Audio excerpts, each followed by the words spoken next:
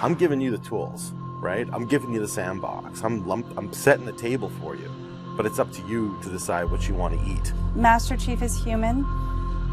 He's not a machine. He's not a set of armor with a big weapon. He's a human with resilience and courage. You know, and I was so looking forward to this moment because for Master Chief, you know, the stoic soldier, the man of few words, all that. But there was this progression, you know, in terms of his emotional side, even through the first 3 games. But this was going to be the great leap. What happens when that soldier starts to discover his humanity? We had to create a situation that was going to knock him out of his comfort zone. The Master Chief has settled into this comfort zone of being the hero. You know, it's interesting. Early on, we talked about the hero's journey, and like, how do you have a hero's journey when he's already a hero? What are the sacrifices that you need to make in order to preserve something as precious as humanity? The journey is the important part. The growth is the important part. And so really, where does he still need to go as a human? That became the key to not just the story of Halo 4, but the entire trilogy. We're really examining what sort of burdens a Guardian carries. In a lot of ways, the story that we're telling with Halo 4 is about putting Chief in circumstances where he's forced to change. He's forced to take stock of himself. In a way, Chief is a Guardian. Cortana is Chief's Guardian. The Forerunners were the Guardians of their own universe, and they might have to make a decision that not everyone is going to agree with and that some people might condemn.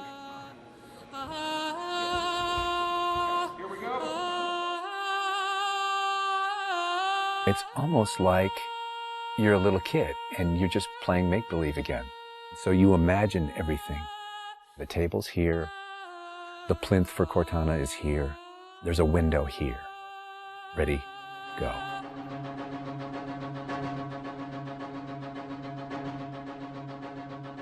How can we immerse the player even more in this world that we've built around them? I'm not doing this for mankind. How can we have Chief have to deal with his own humanity? Everything had to be predicated by what the character needs were and what direction the characters needed to go in. The art direction specifically for Halo 4 isn't about creating an emotional tone for Halo 4, it's about creating an emotional tone for every single moment and experience that the player needs to understand.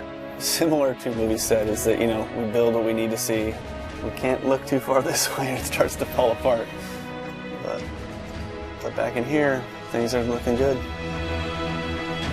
Film is like, I'm going to create something and it's going to be awesome and I'm going to polish it and I'm going to own it, but I'm going to share it with you, which is very different than game storytelling, which is I'm going to give you all the tools, I'm going to give you all the possibilities, and it's up to you to discover it.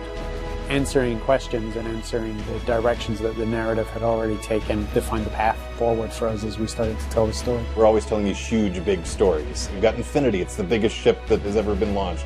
We've got Requiem, which is like the biggest Forerunner artifact we've ever found. But in the middle of all of that, we've got this very small personal story between Master Chief and Cortana. You tell a story with every detail that you put into a game. Immersion is really what allows somebody to believe your universe and also to become emotionally caught up in your universe. Ready to get back to work? I thought you'd never ask. How do we make sure the sights and the sounds and the things that they're feeling as a player inhabiting that suit really comes through more clearly? And you know, technology has allowed us to do that with much higher fidelity than back in the CE days.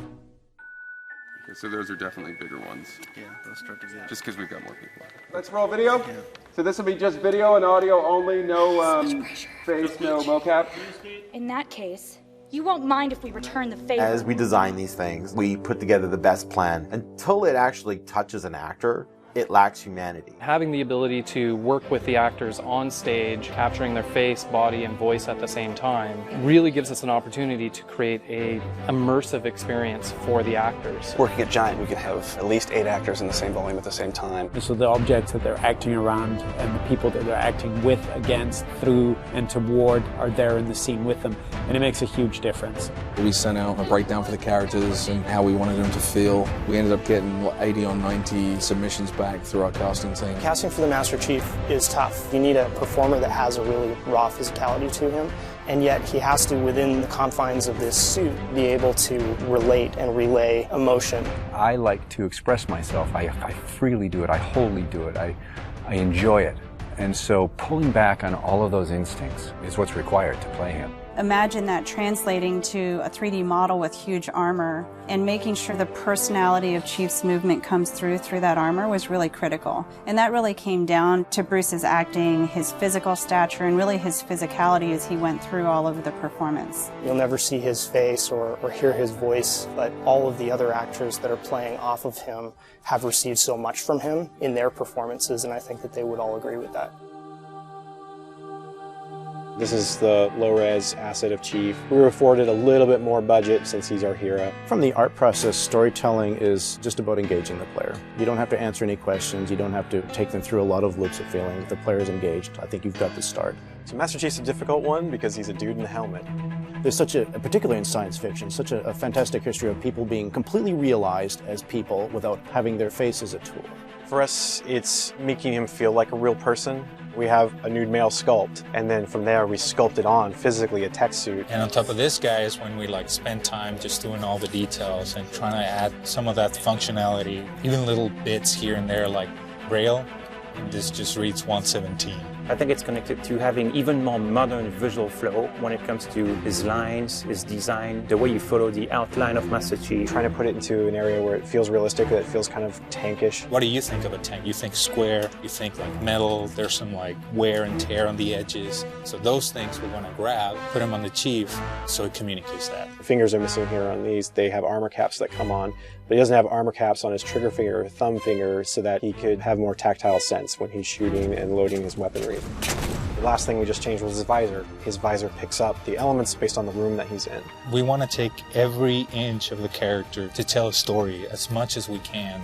Above all, he still needs to connect to the player, and they still need to understand him as being that character. It's somebody who's been very loved over the last 10 years.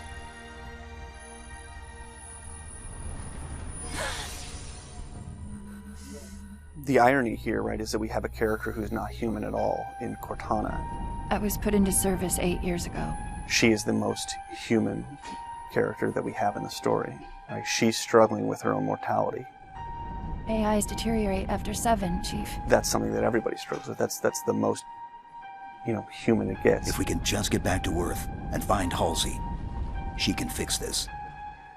Everyone has to figure out what it means to die. She's strong, she's convicted. She herself is going through a really difficult time in understanding the things that are happening to her. We were looking for somebody who really could bring just fire and stuff that's required for some of those sequences. We needed to make sure we found someone that had some innocence to her, but also could be very strong at the same time. If you imagine that you could have 20 emotions at one time, she has that. I will not allow you to leave this planet! She's really the heart of the game and the heart of Master Chief, and explains what's going on and why it's a problem. I didn't mean to. I didn't mean to do that. Cortana is certainly our biggest human connection, I think, with the entire story. How can we see these subtle details in her facial structure? It's the Forerunner symbol for Reclaimer. So this is the baseline where we started for Cortana, and then we go through and tweak and modify, having all these different elements moving throughout her that make her feel alive constantly. We wanted to make it to where you could have code flow lines start from every digit from her toes to her hands, and then be able to flow all the way up into her head. What you experience is her taking care of you as a player from a gameplay perspective, but I think you also start to get a sense of how she takes care of the human side of Chief. Wake me when you need me. They spotted us! Bringing Jen and Steve in and having them layer their voices over the character performances in the cinematics, that just brought the whole experience together. You look at just the number of lines that the Chief has had over the course of the franchise, and it's not a lot. How much firepower would you need?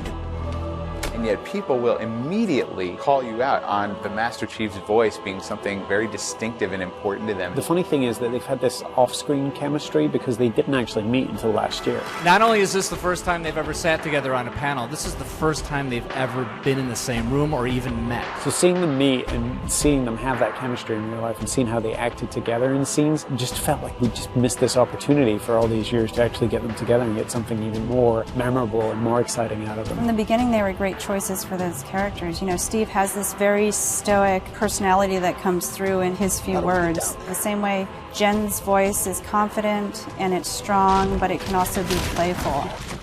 You do know you don't have to wait until the last minute just to impress me, right? In many ways, Halo 4 is the first act. We want a player to be able to ask themselves what it is to be a hero.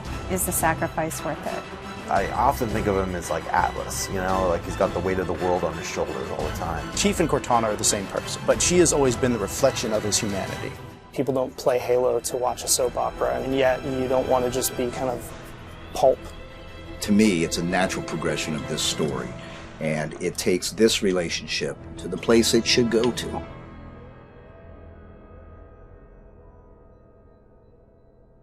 Don't make a girl a promise you can't keep.